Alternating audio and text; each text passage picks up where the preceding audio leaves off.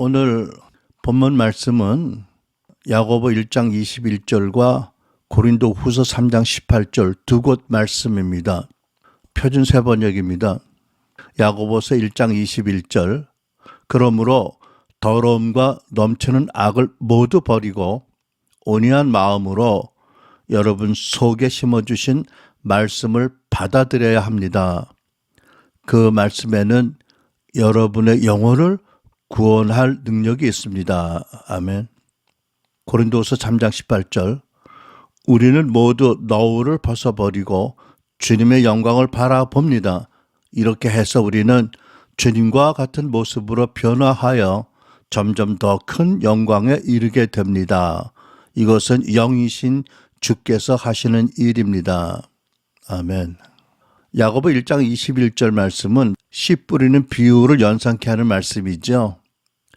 마음의 더러움과 넘치는 악을 모두 버리고 기정된 온유한 옥토 같은 마음으로 말씀을 받아들여라.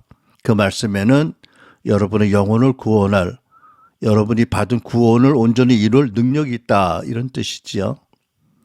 고린도서 3장 18절은 우리 모두가 넣을 어떤 수건을 쓰고 있는데 벗어버리고 주님의 영광을 바라보라. 그렇게 하면 영이신 주께서 성령께서 하시는 일인데 우리가 주님과 같은 모습으로 변화되어서 점점 더 큰 영광에 이르게 된다. 아멘. 이미 주 예수로 말미암아 하나님의 아들 딸이 된 또 참 하나님의 모든 것을 위임받은 영광스러운 존재가 되었지만 얼굴을 가리는 수건을 벗고 예배할 때 우리가 더 큰 영광에 이르게 된다. 이런 말씀입니다. 아멘. 너무나 감사한 말씀들이죠. 오늘은 신자의 변화와 성장에 관해서 기록된 성경 말씀을 본문 말씀을 중심으로 해서 살펴보면서 성령께서 우리들에게 하시는 말씀을 듣게 되기를 원합니다. 에베소 4장 15절을 먼저 보기 원하는데 거기에 신자의 전인적인 성장에 대해서 이렇게 말씀합니다. 우리는 사랑 안에서 진리를 말하면서 모든 면에서 자라나서 머리이신 그리스도에게까지 이르러야 합니다. 그러니까 여기 보면 사랑 가운데서 대화할 때 진리를 말하므로 모든 면에서 성장해서 예수 그리스도까지 이르러라 이런 말씀이잖아요. 그죠? 그러니까 설교하는 저뿐만 아니라 여러분들이 서로 교제할 때 서로 하나님의 사랑 가운데 진리를 말하므로 서로를 세워주고 예수님 닮아 성장해야 된다라고 말씀하는데 특별히 어떤 뜻이 있냐면 여기 모든 면에서 자라나서라고 말씀하잖아요. 그러니까는 어떤 면이죠? 모든 면. 네. 말씀 그대로 신자의 삶의 모든 영역에서 예수님을 또는 예수님의 정신을 닮으라 이런 말씀이잖아요. 그러니까 인생의 목적이라든지 우리의 성품 또 대인관계 또 우리가 추구하는 가치 그러니까 우리의 그 혼과 영과 육체와 또 우리의 모든 관계 모든 면에서 또 우리의 모든 사회생활에서 우리 모두 사역하는 데 있어서 예수님을 닮고 예수님 정신을 따라 성장하라는 말씀입니다. 하나님께서는 예수 그리스도를 말미암아 자녀 삼으신 우리들이 주 예수를 닮고 성장하기 위해서 많은 은혜와 은혜의 방편을 주셨지요. 저는 그 중에서 특별히 세 가지 중요한 은혜의 방편이 있다고 믿습니다. 그 중에 첫째가 성경에 기록된 하나님의 말씀입니다. 로마서 1장 16절 내가 복음을 부끄러워하지 아니하노니 복음은 예수 그리스도를 증거하는 하나님의 말씀이죠. 내가 복음을 부끄러워하지 아니하노니 이 복음은 모든 믿는 자에게 구원을 주시는 하나님의 능력이 됨이라. 여러분 하나님이 주시는 구원을 어떻게 받는다고요? 예수 그리스도를 증거하는 복음을 듣고 믿음으로 말미암아 구원받는다. 다른 방법은 없어요. 그러니까 복음은 예수 그리스도가 누구시며 인류 구원을 여러분과 나의 구원을 해서 그분이 무엇을 하시는지를 증거합니다. 우리가 그 말씀을 믿음으로 하나님 주시는 구원을 받게 됩니다. 그러니까 성장 이전에 새로운 피조물로 하나님의 자녀로 태어나는 것이 말씀으로 말미암는다. 그죠? 그 다음에 우리가 디모데후서 3장을 보면 하나님의 말씀은 믿는 신자들을 온전하게 하며 선한 일을 할 능력을 갖게 한다. 저는 이렇게 생각을 합니다. 성품적으로 삶을 온전하게 하고 사역적으로 봉사적으로 선한 일을 할 수 있는 열망도 능력도 주신다 뜻이지요. 모든 성경은 하나님의 감동으로 된 것으로 교훈과 책망과 바르게 함과 의로 교육하기에 유익하니 이는 하나님의 사람으로 여러분으로 나로 온전하게 하며 모든 선한 일을 행할 능력을 갖추게 하려 함이라. 그러니까 하나님의 말씀을 읽거나 묵상하거나 듣거나 할 때 얼마나 놀라운 그 변화와 성장의 은혜를 주시는지 좀 엄청난 은혜를 주시는 것을 우리가 깨닫게 됩니다. 그리고 또 대표적인 말씀만 드리는데 야고보 1장 21절 보면 하나님의 말씀은 이미 하나님께서 우리에게 주신 은혜로 준 구원을 우리로 하여금 온전히 이루어지게 한다고 합니다. 빌립보서에 이런 말씀이 있잖아요. 두렵고 떨림으로 너희 구원을 이루라 하신 말씀처럼 야고보 1장 21절도 이렇게 말씀합니다. 그러므로 여러분은 온유한 마음으로 여러분 속에 심어주신 말씀을 받아들여야 합니다. 그 말씀에는 여러분의 영혼을 구원할 능력이 있습니다. 근데 이 말씀을 받는 대상이 이미 구원받은 교회이잖아요. 그러니까 그 말씀에는 여러분이 이미 받은 구원을 온전히 이룰 능력이 있습니다라고 해석하는 게 맞을 것 같아요. 그렇죠? 그러니까 여러분 신자의 변화와 성장의 첫 번째 큰 은혜의 방편이 뭐라고요? 하나님의 말씀이다. 아멘. 정말 하나님의 말씀의 중요한 것을 어떻게 강조해도 지나치지 않다는 것이지요. 둘째는 예배입니다. 신자들이 예배를 통해서 변화되고 성장하게 됩니다. 본문 말씀 고린도 3장 18절에 이런 말씀 아까 봉독했죠. 우리는 모두 너울을 벗어버리고 주님의 영광을 바라봅니다. 이런 뜻이잖아요. 선입관과 어떤 잘못된 인식 또 마음에 더러워진 마음의 안경을 벗어버리고 수건을 벗어버리고 모든 더러움을 벗어버리고 생각과 마음의 영의 주님의 영광을 바라봅니다. 예배합니다. 이렇게 해서 우리는 주님과 같은 모습으로 변화하여 점점 더 큰 영광에 이르게 됩니다. 이것은 영이신 주께서 성령께서 하시는 일입니다. 여러분 여기 주님의 영광을 바라봅니다 라고 쓰인 말씀의 뜻을 보니까 주님의 영광을 바라볼 때 신자가 그 비단에서 자기의 모습을 보게 된다는 것입니다. 마치 빛이 환한 방에서 거울을 보듯이 성경에 보면 훗날 사도가 된 사울이 다메섹에 있는 크리스찬들을 박해하기 위해서 살기 등등해서 달려갈 때 그때 하늘에서 비춰진 주님의 영광을 비춤 받았지요. 그때 쓰러지면서 뭘 봤죠? 자기의 모습을 본 거죠. 그 영광의 빛에서 어떤 모습이에요? 하나님을 대적하는 감히 하나님을 핍박하는 자기 모습을 본 거예요. 그 빛이 어떻게 했죠? 보게 했고 정죄하는 빛이 아니라 회개를 이루게 하고 그 빛을 비추신 하나님의 놀라운 거룩한 사랑을 느끼게 하고 그 능력으로 잡혀져서 변화가 됐잖아요. 그죠? 마찬가지로 우리가 예배를 통해서 주의 영광을 바라볼 때 그 빛으로 우리 자신을 바라보게 되고 그럴 때 그 빛이 우리를 변화시킨다. 하나님이 그 빛에 반응하는 우리에게 오셔서 일으켜 주시고 씻어 주시고 채워 주시고 변화하게 하신다라는 말씀입니다. 그러니까 여러분 어떻게 주님의 영광을 바라보지요? 회중 예배에 참석하거나 또 개인적으로 예배 드릴 때 또는 개인적으로 말씀드리며 주님을 바라볼 때 말씀을 묵상할 때 여러 가지 방법으로 예배 드리고 주의 영광을 바라볼 때 우리는 점점 더 큰 영광에 이르게 된다. 그때 성령 역사하셔서 우리 신자들이 예수님을 닮아 더 큰 영광에 이르게 된다고 말씀합니다. 두 번째 신자의 변화와 성장의 기본 원리는 방편은 예배다. 마지막으로 제가 말씀 나누고 싶은 성경은 에베소 4장의 말씀입니다. 오중사역입니다.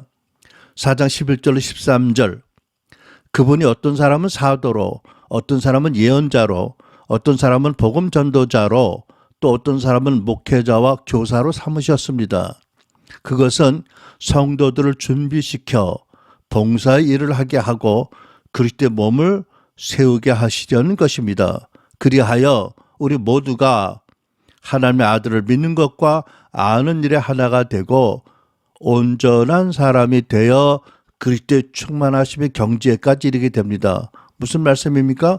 오중 사역을 통해서 신자들이 온전한 사람이 되고 또 주님의 충만하신 그 경지까지 경륜까지 이르러 변화도 성장된다는 말씀이지요. 오중 사역은 성도들의 변화와 성장을 위한 온전하게 세워주기 위한 목적으로 하는 것이지요. 우리는 오중 사역에 대해서 이미 많이 배웠고 또 실제로 사역을 시도하고 있기 때문에 길게 설명 안 해도 오늘을 될 것 같습니다. 근데 여러분 잠시 이런 생각해 봤어요. 그 많은 한국 교회 중에서 오중 사역이 열린 교회가 얼마나 될까? 모르겠는데 통계를 본 적이 없는데 그냥 한 10% 될까? 아마 안 될 것 같기도 해요. 그런데 10% 미만의 오중 사역을 받아들인 교회들은 어떤가 지금. 잘하는 교회들도 있겠지만 전체적으로 볼 때 아직 초보 단계에 있지 않을까 싶어요. 그리고 이 사역이 교회 안에서 성숙하게 세워지려면 상당한 시일이 필요하지 않을까라는 생각을 합니다. 왜 그러냐면 교회는 그동안 목사와 교사, 전도자 사역에 대해서 많은 경험이 있습니다. 지식이 많이 쌓였어요. 그런데 사도와 선지자 사역은 아직 생소합니다. 많은 교회가 사도 선지자를 말하면 이단 소리를 들을 만큼 생소하잖아요. 그러니까 시간이 많이 걸릴 것 같아요. 그리고 한 사람의 신자가 기름 부으심 안에서 사도가 되고 선지자로 세워지는데 많은 세월이 필요하지요. 어떤 분의 말씀에 의하면 15년 이상 걸린다. 이런데. 그래서 한 15년 이상의 세월 동안 하나님의 다름을 받고 은혜를 받고 경험 가운데 사도가 되고 선지자가 된다. 또 그 다음에 어떤 도전이 있냐면 이 사도와 선지자가 서로 연결되어서 연합되어서 교회 터와 기초가 되는데도 상당한 시행착오와 또 은혜와 또 노력이 필요하지 않을까, 그죠? 사도행전에 보면은 바울과 바나바가 헤어지는데 그걸 보고 어떤 분이 말씀하기를 사도끼리 연합하는 게 쉽지 않다. 너무 자기 주장들이 강해서 이러는데 아무튼 진리는 아니에요. 여러분 생각해 보세요. 한 사람의 사도와 한 사람의 선지자 또는 여러 사람의 사도와 여러 사람의 선지자가 한 교회에서 하나가 돼서 그 교회 기초와 터가 되어진다. 이거 많은 은혜가 필요하지 않을까요? 그래서 제 요점은 뭐냐면 우리가 아직 이제 도입 초기에는 오중사역에 대해서 이러쿵 저러쿵 생각할 게 아니라 성경에 있는 말씀이니까 말씀대로 하는 거니까 하나님 기뻐하신 것을 믿고 오래 참고 인내심을 가지고 이해하면서 기도하면서 이 사역을 잘 세워나가야 되겠다라는 것입니다. 여러분 하나님께서는 하나님 나라 안에서 성경에 기록된 하나님의 말씀, 예배, 오중사역 외에도 성도의 변화와 성장을 위한 많은 방도를 가지고 계시죠. 많은 방편을 열고 계시고 또 모두를 축복하십니다. 예를 들면 신자들의 1:1 교제, 소그룹 교제, 그죠? 만남, 또 다양한 어떤 섬김과 봉사, 또 경건의 훈련, 또 사역 또는 사역 훈련, 선교 운동에 동참하거나 기도 운동에 동참하거나 또는 가정교회, 구역 사역, 일터 사역 등 다양한 방편의 은혜를 주시고 신자들이 변화되고 성장하게 하시지요. 마치 한 사람이 태어나서 가정에서 많은 것을 배우기 시작을 해서 유치원 다니고 우리 때는 국민학교인데 초등학교 다니고 중학교, 고등학교, 대학교, 대학원, 박사과정 하듯이 많은 단계를 걸쳐서 하나님께서 많은 것을 배우게 하시고 경험하게 하시고 은혜 받게 하시고 신자가 성장되게 하신다라고 믿습니다. 그 중에서도 기본적으로 가장 중요한 방편이 성경에 기록된 말씀, 신령과 진정으로 성령이 역사하시는 예배, 그리고 오중사역, 성령이 이끄신 오중사역이다라는 걸 말씀드리는데, 오늘은 제가 강조하고 싶은 점은 그것 전제로 해서 신자가, 우리가 어느 영역에 있든지 어느 단계에 있든지 지금 무엇을 배우고 어떤 사역을 하고 무엇을 하든지 상관없이 모든 성도들에게 적용되어야 할 기본 성장의 원리가 있다는 것입니다. 무엇일까요? 그것은 이렇게 풀어서 생각하면 어떨까 싶습니다. 우리가 은혜로 거듭날 때 하나님께서 오직 예수 그리스도의 공로를 말미암아 우리에게 입혀주신 놀라운 칭의와 거룩함, 의롭다 하심과 거룩함을 지켜나가는 것이다. 여러분 제가 지난 몇 주간 동안 말씀드렸잖아요. 우리가 예수 믿고 거듭났을 때 아무것도 모르는 미성숙한 존재지만 하나님의 자녀로 거듭나게 하셨기 때문에 하나님 사랑 가운데 우리를 보시고 너는 그리스도 안에서 의로운 존재다. 너는 그리스도 안에서 거룩한 존재가 되었다라고 존재론적으로 신분적으로 의롭다 하시고 거룩하다고 선포해 주시잖아요. 그렇죠?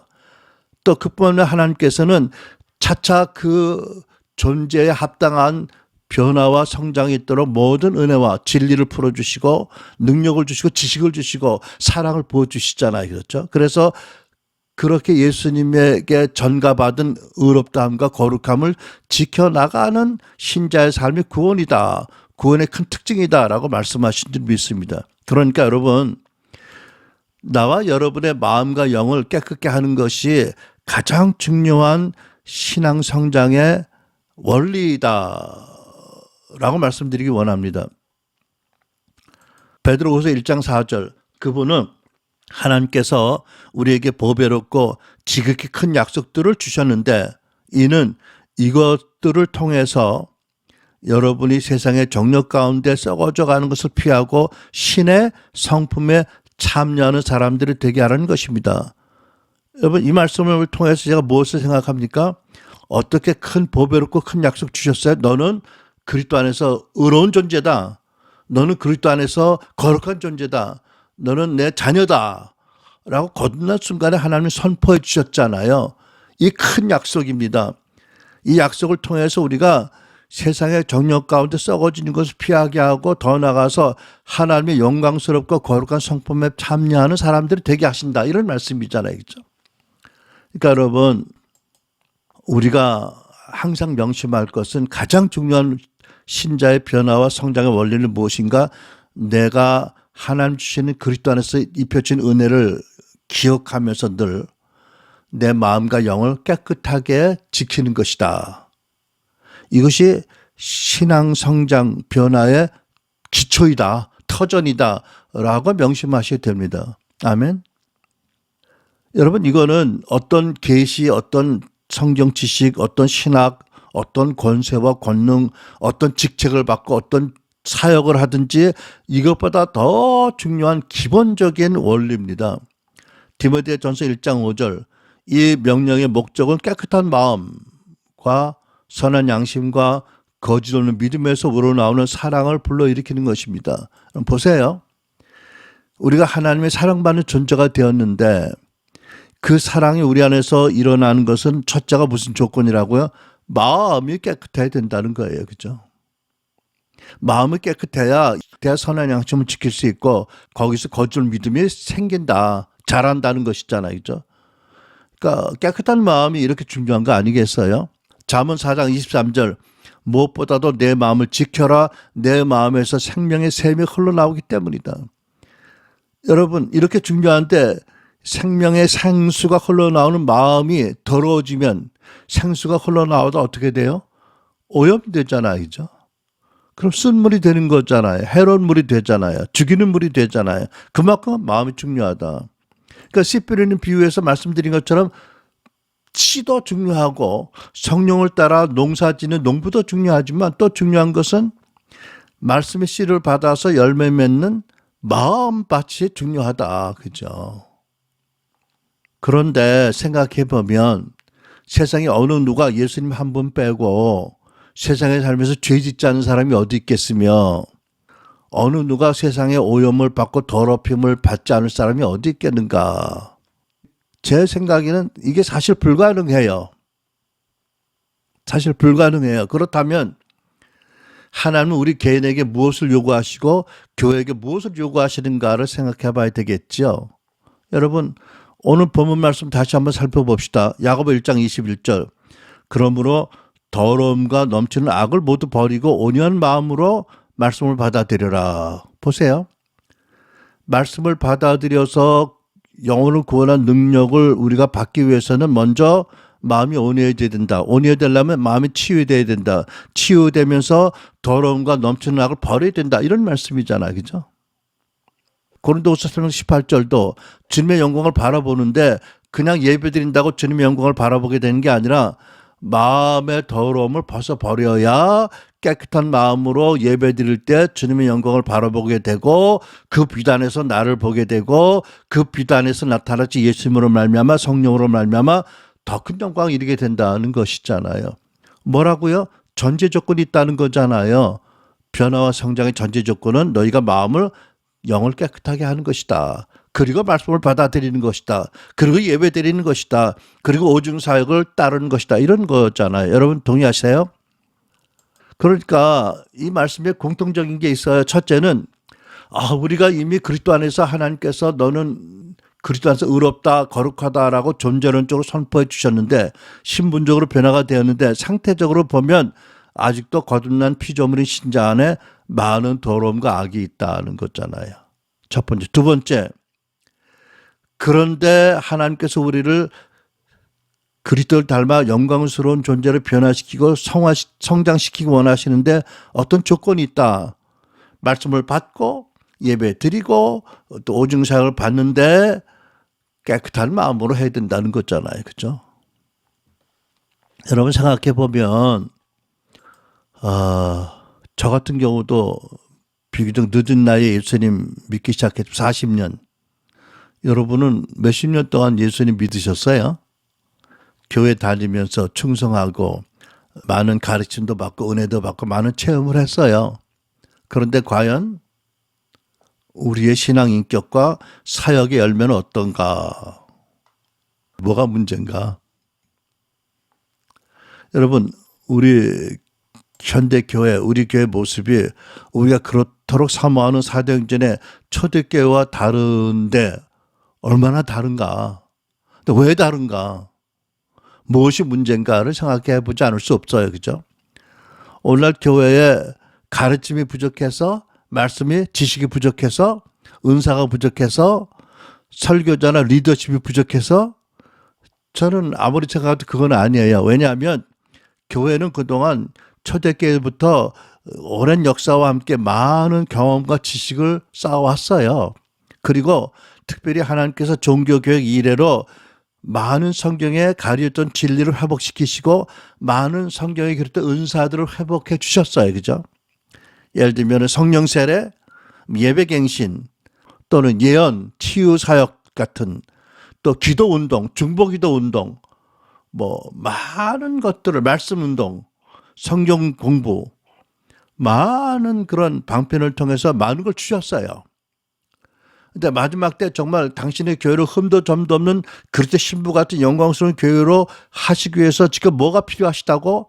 이제 성도들의 마음을 주께서 기경하시고 수술하시고 치유하시고 깨끗게 하신다라고 저는 믿습니다. 그러면 그 모든 것들을 통해서 엄청난 열매를 맺게 될 것이다.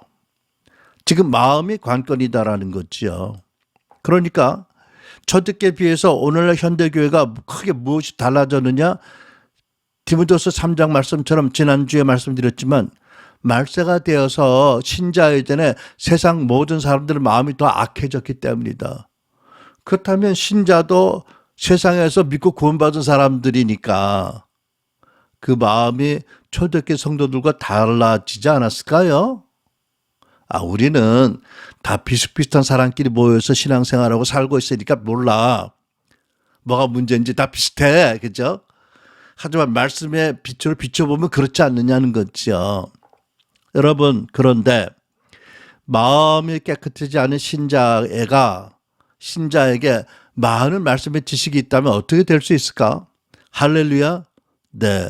그럴 수도 있지만 복음서에서 보는 교훈이 뭐예요? 마음이 깨끗지 않은데 율법을 지키는데 가장 열심히 있고 구약 성경에 많은 규절을 암송하는 바리새인들이 얼마나 하나님의 칭찬을 받았어요? 아니요. 하나님으로부터 엄청난 책망을 받잖아요. 왜? 마음이 깨끗지 않으니까. 여러분, 마음이 깨끗지 않은 신자가 혹 엄청난 은사와 능력을 많이 받았다면 어떻게 될까? 생각나는 말씀이 마태복음 7장 말씀 21절 23절. 나더러 주님 주님 하는 사람이라고 해서 주님 주님 하는 사람이라고 해서 다 하늘나라에 들어가는 것이 아니다. 하늘에 계신 내 아버지의 뜻을 행하는 사람이라야 들어간다. 그날에 많은 사람이 나더러 말하기를 주님 주님 우리가 주님의 이름으로 예언을 하고 주님의 이름으로 귀신을 내쫓고 또 주님의 이름으로 많은 기적을 행하지 않았습니까? 할 것이다. 그때에 내가 그들에게 밝게 말할 것이다. 나는 너희를 도무지 알지 못한다. 불법을 행하는 자들을 나에게서 물러가라. 여기서 하늘에 계신 내 아버지의 뜻을 행하는 사람이라 들어간다는 말씀에 어떤 뜻이 있을까요? 데살로니가 전서 4장 3절에 이 말씀이 있습니다. 하나님의 뜻은 여러분이 성결하게 되는 것입니다. 표준 세번역입니다. 이 성경이 말씀하는 성결은 어떤 거룩하게 보이는 행동 이전에 마음의 거룩함, 마음의 청결함, 마음의 깨끗함이잖아요. 그죠? 그렇다고 해서 예언하거나 뭐 축사하고 기적 행하는 걸 두려워하라는 건 아니고 하되 깨끗한 마음으로 해서 불법을 하지 않고 하나님 안에서 하라는 거죠. 여러분 마음이 깨끗하지 않으면 하나님이 주신 은사나 사역을 도구화할 수도 있고 우상화할 수도 있어요. 그거 말씀하는 거 아니에요. 그죠? 그렇다고 은사를 두려워하거나 사역하는 걸 두려워해서는 안 되죠. 중요한 거는 어찌하든지 하나님의 은혜의 방편 안에서 마음과 영을 깨끗하게 하자는 거지요. 야고보 4장 7절 8절 하나님께 복종하고 마귀를 대적하십시오. 그러면 마귀가 여러분을 피할 것입니다. 하나님을 가까이 하십시오. 그러면 하나님께서 여러분에게 가까이 오실 것입니다. 죄인들이여 손을 깨끗이 하십시오. 두 마음을 품은 사람들이여 마음을 정결하게 하십시오. 여러분 하나님께서 가까이 오는 사람이 어떤 사람이에요? 마음이 깨끗하고 손이 깨끗한 사람이 있잖아요. 마귀는 자꾸 우리 마음을 더럽히고 우리 손을 더럽힙니다. 그래서 성장을 못하게 변화 못하게 막지요. 하나님은 우리가 말씀과 보혈과 또 성령 안에서 기도로 우리의 혼과 영이 깨끗하게 되어서 하나님이 가까이 오시고 하나님과 함께 교제하는 존재가 되길 원하시지요. 그래서 예수님께서 마태복음 5장 8절에 마음이 깨끗한 사람이 복이 있다. 그들이 하나님을 볼 것이다 라고 말씀하셨어요. 그러면 고린도서 3장 18절에 이 말씀을 어떻게 받아요?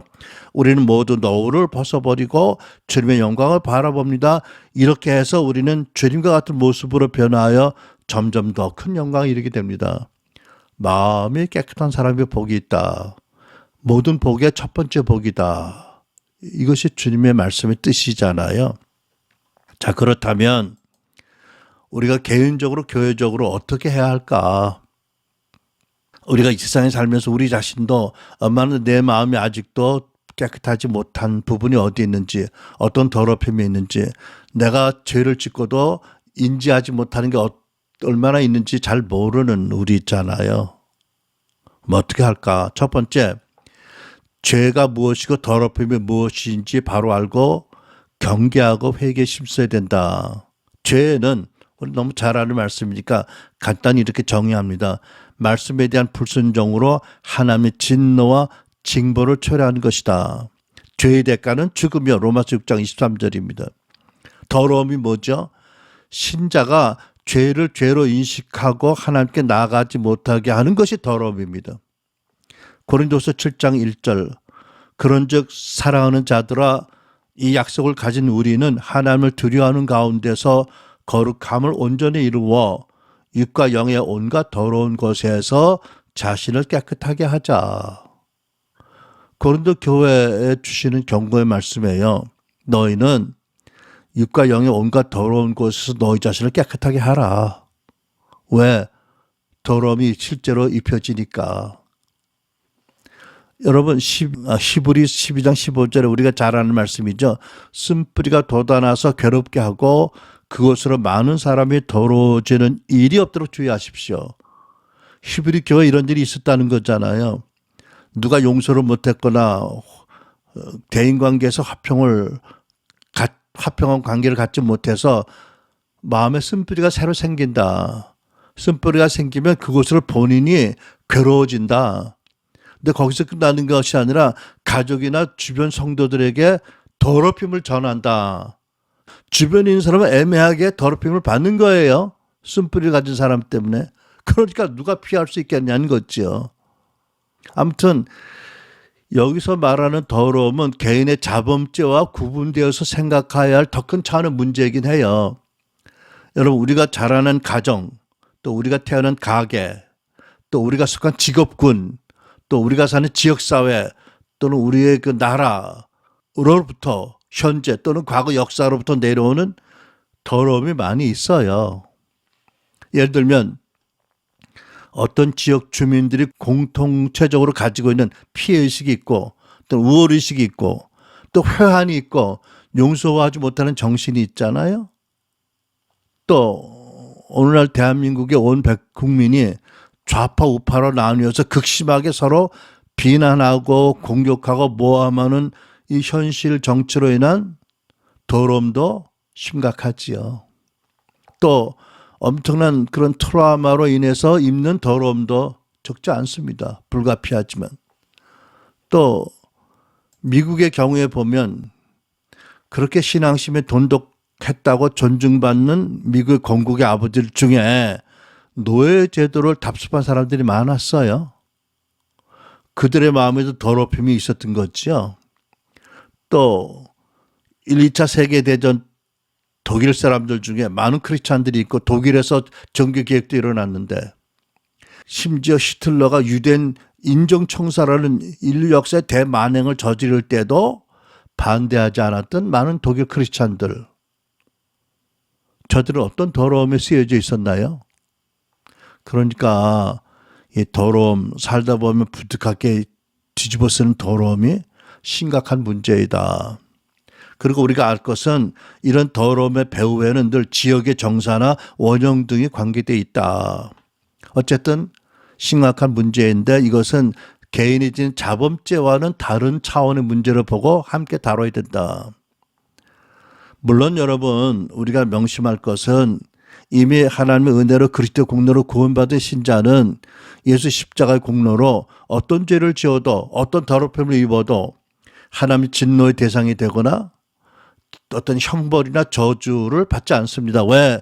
예수께서 우리 대신 대속제물 되셔서 다 받으셨기 때문에, 그리고 율법 의무를 다 만족하셨기 때문에, 그리고 그 예수께서 성령으로 나와 하나로 연합되었기 때문에 우리는 어떤 죄를 짓고 어떤 더러움을 입혀도 그 죄의 저주를 직접 받거나 또는 율법의 저주를 받거나 형벌을 받지 않습니다.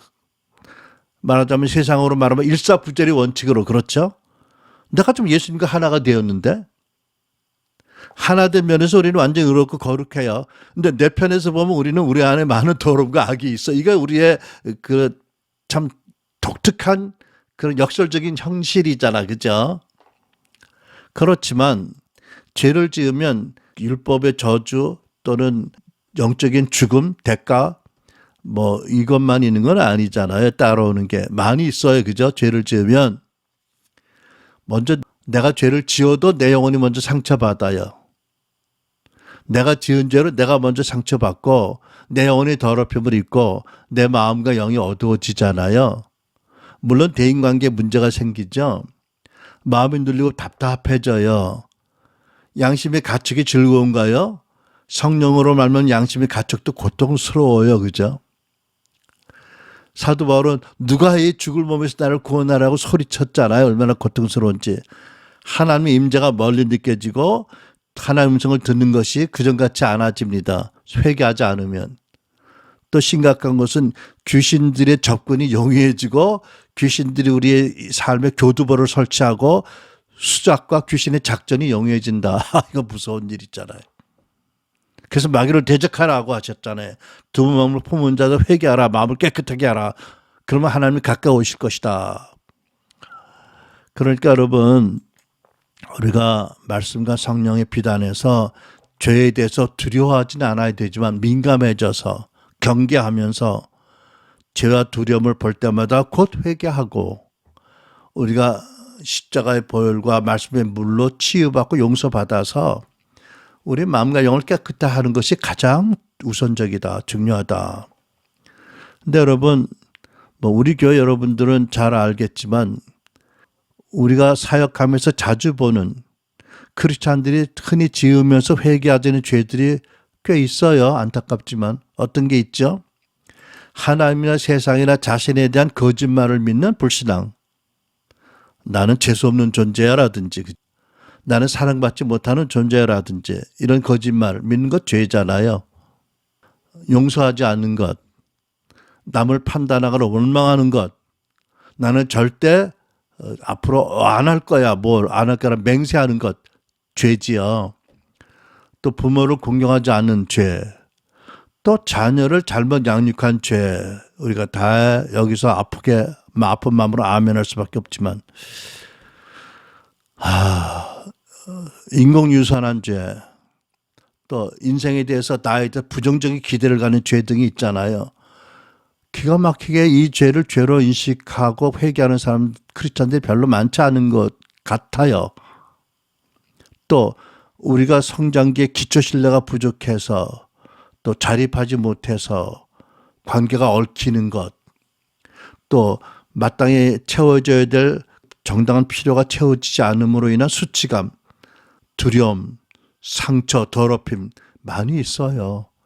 근데 이것을 많은 크리스찬들이 죄로 알고 회개하지 않는 것이 더 큰 문제이지요. 왜? 회개하면 주께서 그리스도의 보혈로 어떤 죄든지 용서하고 깨끗게 하시잖아요. 그죠? 회개하지 않는 게 문제다. 그러니까 다시 말하면 엄청난 더럽힘이 있다. 교회 안에 신자들에게. 그래서 죄를 바로 죄를 깨닫지 못하고 하나님께 나가지 못하게 된다는 거지요. 그래서 여러분, 우리가 성경에 말씀하는 죄에 대해서 바로 알고 죄에 대해서 민감하고 성령께서 책망하실 때마다 깨닫고 바로 하나님께 나아가 십자가에 나아가서 회개해야 된다. 바로 더러움을 고백하고 씻음을 구해야 된다. 그러면서 계속 깨끗한 마음과 영을 가지고 말씀을 받고 예배드리고 오증사역으로 성장해야 된다는 것이 우리가 해야 될 중요한 일이지요. 근데 하나님께서는 또 교회적으로 우리가 교회 안에서 서로 치유와 회복과 변화를 돕고 성장하도록 섬기고 돕기를 원하시잖아요. 그리고 교회 안에서 부활의 삶을 살아온 훈련을 받아서 그렇게 살도록 원하시잖아요. 이게 교회가 해야 될 일이지요. 그런데 교회에서 서로에게 나의 약함과 죄를 고백하고 또 다른 지체가 나의 죄 용서한다는 것을 그리스도로 선포해주고 또 나의 약함을 판단하지 않고 함께 슬퍼하면서 함께 낫도록 기도하는 것, 그리고 죄 용서받았지만 마음에 남아있는 그 상한 마음의 아픔들, 마치 골다공증에 뼈가 비었듯이 그 아픔으로 그런 불행한 경험으로 인한 그 구멍들을 채워주는 치유의 기름 부음을 받는 것, 이런 것들이 교회에서 실제 가능한가?